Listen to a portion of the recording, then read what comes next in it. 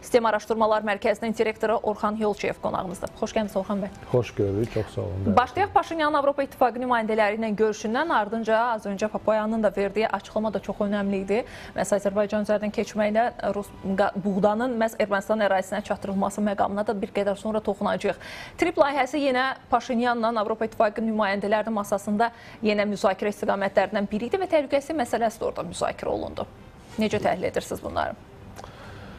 Bilirsiniz, ümumiyyətlə avqustun 8-dən sonra regionda yeni bir reallıq formalaşıb, geosiyasi reallıq formalaşıb və əlbəttə Avropa Birliyi ölkələri də buradakı qurulan yeni nizamdan, yeni status quodan çox şey gözləyirlər. Eyni zamanda bu həm logistik dəhlizlərin, həm enerji dəhlizlərinin də gələcəkdə formalaşmasına, ələxüsusda Xəzər regionundan Avropaya gedən dəhlizlərin formalaşmasına gətirib çıxardan bir proseslərdir və hesab edirəm ki, Avropa Birliyi burada gedən bütün prosesləri çox diqqətlə izləyir. Çünki Avropa üçün də bu kifayət qədər çox vacib bir məqamlardır.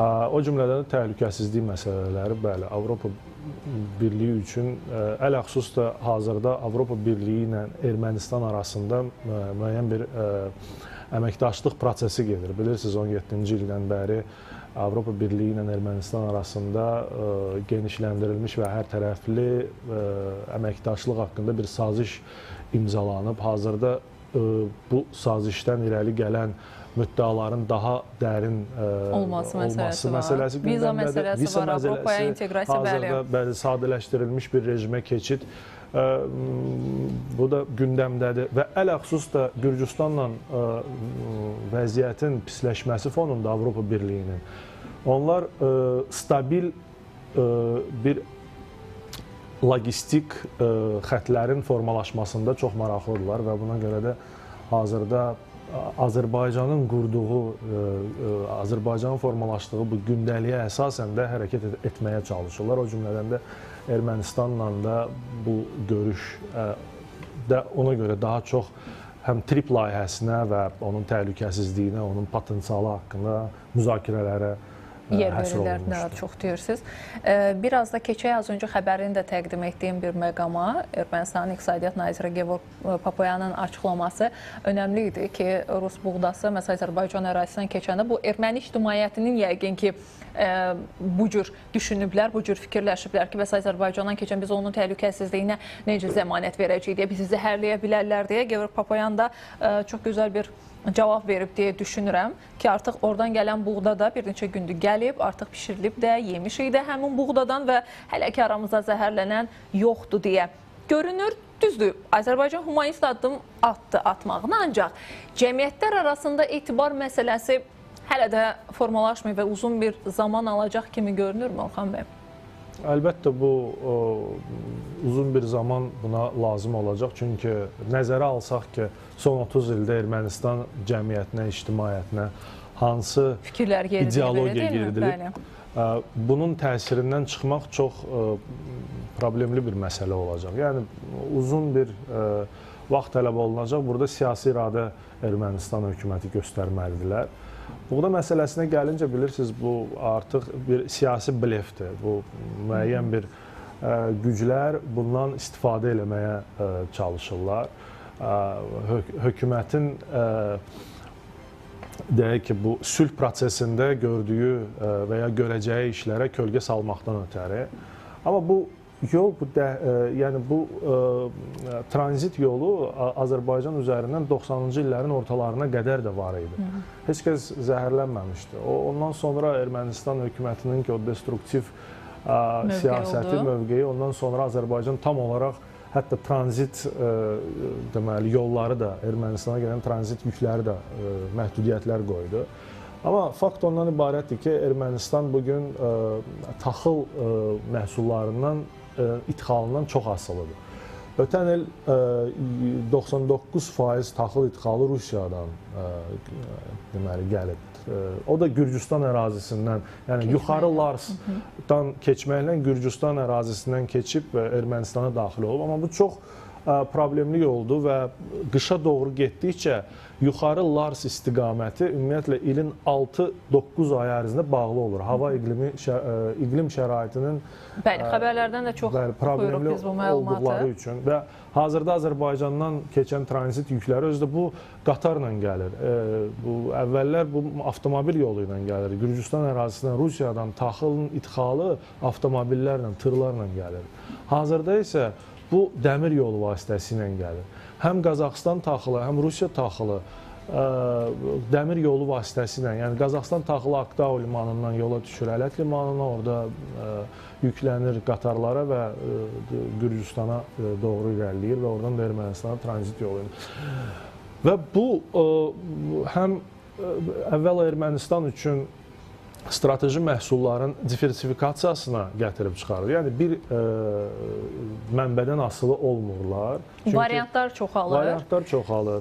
Və eyni zamanda da həm də taxılın hesab edirəm ki, ucuzlaşmasına da gətirib çıxardacaq. Çünki bilirsiniz, bunlar bu işğal illərində, 30 illik işğal dövründə taxılın 50%-ə qədəri həmən bu bizim işğal olunmuş torpaqlarda yetişdirirdilər və Ermənistanın tələbatının təxminən 50%-i bizim işğal olunmuş torpaqlarımızdan ödənilirdi. Hazırda bunların çox ciddi bir problemləri var bu sahədə və bu proses hesab edirəm ki, Azərbaycan çox ciddi bir addım atdı. Regionda daimi sülhün, sabitliyin bərqərar olunması istiqamətində Ermənistan bunu qiymətləndirməlidir. Bu arada düzdür, biz Qarabağdan danışdıq və bizə məxsus olan digər bir ərazilər də var. Söhbət təbii ki, kəndlərdən gedir. Qazağın Şükəndi və Naxçıvanın Kərki kəndi. Bu yaxınlarda bildiyiniz kimi Xarici İşlər Nazirliyinin sözcüsünün bir mövqeyi oldu. Ardınca da bu erməni mediasında da biraz fərqli başa düşüldü. Ardınca da Paşinyanın özünün bir mövqeyi oldu başkəndlə bağlı bir məqamda. İndi bugün yenə Ermənistan parlamentindən bir nəfərin açıqlaması var. Xarici Əlaqələr Komitəsinin sədri Sərkis Xandanyanın bir mövqeyi var ki, Ermənistan qanunlarına görə referendum olmadan Azərbaycanla ərazi mübadiləsi mümkün deyil deyə. Yəni, əvvəla ümumi bir yanaşma olub, detallara keçməyib ki, söhbət hansı ərazi mübadiləsindən gedir, amma düşünürəm ki, hər halda anklavlarla bağlı bir məsələdir. Az öncə sadaladığım kəndlərlə bağlı bir məqam ola bilərmi? Təbii ki, sizdən eşidək. Çox güman ki, elədir. Qazağın 4 kəndindən söhbət gedir, hər iki Ermənistanda qalan kəndlərdən və hesab edirəm ki, bu daxili auditoriya üçün hesablanmış bir siyasi PR-dır və danışıqlar prosesinə də bir ciddi bir təsir göstərməyəcək. Bu məsələ delimitasiya və demarkasiya prosesində həll olunacaq bir məsələdir. Orada hələ çoxlu sayda işlər görülməlidir.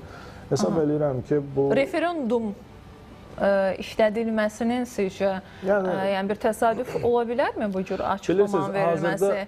Hazırda bunlar yəni onu göstərmək istəyir ki, bizim də özümüzün sanki bizim öz tələblərimiz var, şərtlərimiz var. Bu daxili auditoriya və seçki öncəsi elektorata istiqamətlənmiş bir şüarlardır, çıxışlardır. Bu arada Azərbaycan-Ermənistan münasibətlərinə düzdür, bir çox region ölkələrinə müsbət bir açıqlamalar gəlib, xüsusilə də Rusiyadan. Dəstəklədiyini də bildirməyin, amma bugün Mariya Zaxarovanın daha bir mövqeyi də var idi. Əvvəli müsbət gəldi, ancaq sonunda bir ifadə də işlətdi ki, tərəflər arasındakı danışıqlarda söhbət təbii ki, vasitəçilikdən gedir. Qərbin vasitəçiliyi hələ də tarixdə özünü doğrultmayıb kimi bir fikir səsləndirdi. Yəni, bu da avtomatik olaraq ağıllarda belə bir sual gətirir ki, Rusiya yenidən bir platforma təklif edəcəkmi bu yaxınlarda ki, sanki sülh müqaviləsi məhz Moskva platformasında imzalansın? Yəni, Rusiya çox güman ki, çalışacaq ki, vasitəçilik missiyasını bərpa eləsin, amma reallıq ondan ibarətdir ki, vəziyyət artıq dəyişib. Həm siyasi vəziyyət, həm yerdə vəziyyət dəyişib. Yəni, Azərbaycan-Ermənistan artıq bir ildən çoxdur ki, iki tərəfli əsaslarda bütün problemləri həll edirlər və burada heç bir vasitəçiyə bugün bizim ehtiyacımız yoxdur. Rusiyanın yəni yanaşması da başa düşüləndi. Onlar Yəni problem onlar üçün Birləşmiş Ştatlardırmı? Sadəcə Azərbaycan, Ermənistan danışıqlarında yalnız o deyil. Yalnız deyil. Təkcə ABŞ deyil. Çünki Rusiya burada ümumiyyətlə özünün təsirinin tam olaraq azalmasından biraz ehtiyatlanır. Və burada hələ də o statusunu, o 20-ci ilə qədər olan statusunu qoruyub saxlamaq niyyətindədir. Və Ermənistanda da çox ciddi proseslər gedir. Ermənistan cəmiyyəti daha çox qərbə yönümlü bir meyllər daha çox özünü büruzə verir və hesab edirəm referendumdan sonra o ölkədə olacaq dəyişikliklərdə Ermənistan cəmiyyəti bir mənalı olaraq ölkəsinin qərb yönümlü bir siyasətə meyilli olmağını göstərəcək. Bu yəqin ki, çox güman konstitusiyada da yer alacaq. Və ona görə Rusiya indidən həm Ermənistan cəmiyyətinə müəyyən mesajlar ötürməyə çalışır. Yəni biz hər zaman sizin yanınızda olmuşuq və heç zaman sizdən dəstəyimizi əsirgəməmişik. Əsirgəməyəcək. Amma hesab edirəm ki, artıq vəziyyət tam olaraq dəyişib və bölgədə yeni reallıqlar artıq formalaşıb və Moskva bunu sadəcə qəbul eləməlidir. Bu arada MHP Türkiyənin partiyasının sədri Dövlət Baxçalının da bugün belə bir açıqlaması oldu ki, Azərbaycanla Türkiyənin yaxınlaşması bəzi digər dairələri də, yəni onların əməkdaşlığı bəzi dairələri çox narahat edir deyə bu bəzi dairələrin adı hallanmadı.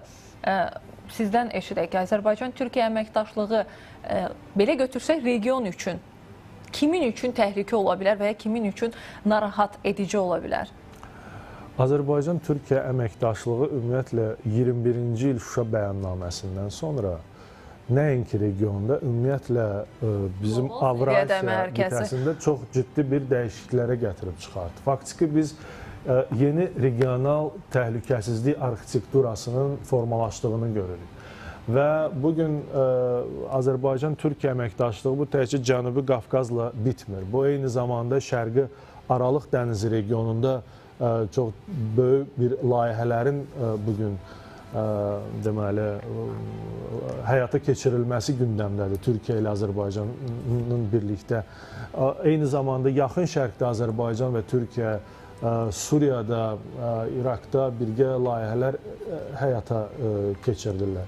Mərkəzi Asiyada Türk Dövlətləri Təşkilatı çərçivəsində Azərbaycan və Türkiyə faktiki inteqrasiya proseslərində bir lokomotiv rolunu oynayırlar. Və hesab eləyirəm ki, Şuşa bəyannaməsi kimi bir bəyannamə yaxın gələcəkdə eyni zamanda Mərkəzi Asiyanın Türk dövlətləri ilə də imzalanacaq. Onlar da bu qoşulacaqlar buna. Qoşulacaqlar. Yəni bunu geosiyasi vəziyyət tələb edir. Dünyadakı xaos, mövcud xaos, qeyri-stabillik tələb edir və o cümlədən də Mərkəzi Asiya dövlətlərinin, elə Cənubi Qafqazın, Türkiyənin özünün də üzləşdiyi çağırışlar və təhdidlər bunu tələb edir. Və eyni zamanda bizim çoxlu sayda birlikdə bir işbirliyimiz də var, çoxlu sayda bir layihələrimiz də var, hansılar ki biz həyata keçirəcəyik. Mərkəzi Asiya dövlətləri, Azərbaycan, Türkiyə və burada çox maraqlıdır ki, eyni zamanda biz digər dövlətlərin də potensialını və aktiv iştirakını görürük, o cümlədən Pakistanın. Pakistan baş nazirinin də burada həm Zəfər paradında iştirakı, ümumiyyətlə Pakistan baş naziri Türkiyə deməli prezidenti Rəcəb Tayyip Ərdoğanın, Azərbaycan prezidenti və Pakistan baş nazirinin üç tərəfli formatda iştirakı bu il ərzində 2 dəfə artıq olub. Bir Laçın aeroportunun açılışı zamanı bu formatda bir görüş oldu və indi Zəfər paradında. Və bu əslində Avrasiyada deməli Şərqi Aralıq dənizi regionu istiqamətindən ta Cənubi Asiyaya qədər yeni bir geosiyasi oxun formalaşdığını biz görürük. Türkiyə, Azərbaycan və Pakistanın iştirakı ilə hərbi siyasi bir reallığın formalaşdığını biz görürük və yaxın gələcəkdə digər ölkələr də hesab edirəm bu formatda daha aktiv bu proseslərdə iştirak edəcəklər. Bu arada sizinlə müsahibəmizin yekunlaşmasına 1-2-3 dəqiqəlik vaxtımız qalıb. Orxan bəy, bir önəmli məqam da var. Bildiyiniz kimi keçmiş qondarma rejiminin dırnaqarası təhlükəsizlik şurasının katibindən bir Balasanyandan söhbət gedir. Onun bir açıqlaması olub, bir uzun müddətli yox idi ortalıqda. 9 noyabr sənədinə toxunub nədənsə və deyir ki, 9 noyabr sənədi qüvvədədir və onu heç kim ləğv etməyib. Ümid edirəm ki, bu sənəd həyata keçiriləcək deyə. Necə düşünürsünüz? Bunu yenidən gündəmə gətirən həmin şəxsdən söhbət gedir. Yenidən çıxıb bu açıqlamanı verdirən şəxslər, tərəflər və ya kimlərdir? Nəyə görə? Məqsəd nədir? Yenidən bunu gündəmə gətirilmək ki, bu məsələ bağlanıb deyə düşünürük tərəflər arasında. Hesab edirəm bu gündəmdə qalmaqdan ötəri verilən bəyanatlardır. Bəli, 9 noyabr bəyanatı bu rəsmi olaraq o qüvvədən düşmür. Amma faktiki o bəyanatın demək olar bütün maddələri də artıq həyata keçirilir. Bəli. Və digər 8 avqustdan sonra elə deyilmi? Vaşinqtondakı görüşdən sonra artıq hazırda proseslər 8 avqustda Azərbaycan, Ermənistan, ABŞ-ın moderatorluğu ilə keçən sənədin üzərində bəli, avtomatik olaraq da artıq biz 9 noyabrı qüvvədən düşmüş kimi... Yəni 9 noyabr bəyanatı, bu bilirsiniz, eyni zamanda Ermənistanın kapitulyasiya aktıdır. Bu bəyanatın qüvvədən düşməsi, bu rəsmi şəkildə elan olunmaz. Amma Ermənistan da razılıq verib, elə deyilmi? Yəni bir növ razılaşıb həm də. Əlbəttə, bu bəyanatın müddəaların həyata keçməsi ilə bağlı məsələ gündəmdə deyil. Bu artıq tarixdə qaldı. Regionda yeni reallıq formalaşıb və o reallıq əsasında da yeni əməkdaşlıq yeni əlaqələr var, bəli. Yeni əməkdaşlıq formalaşır, bəli, ölkələr arasında. Təşəkkür edirəm sizə, Orxan bəy, təhlilləriniz üçün. STEM Araşdırmalar Mərkəzinin direktoru Orxan Yolçuyevlə həm söhbət olduq bir neçə dəqiqə ərzində. Həm Ermənistandan bir sıra şəxslərin, İqtisadiyyat Nazirinin və ya Nikol Paşinyandan gələn mövqelər var idi. Həm Rusiya buğdasının məhz Azərbaycan ərazisinə keçməklə Ermənistana çatdırılması və oradakı erməni cəmiyyətindən bir növ fərqli yanaşmalar var idi. Buna cavab olaraq da məhz rəsmi nümayəndəsindən Ermənistan İqtisadiyyat Nazirindən bir açıqlamalar gəlmişdi. Bunlar üzərində bir qədər dayandıq və müzakirələr aparmağa çalışdıq.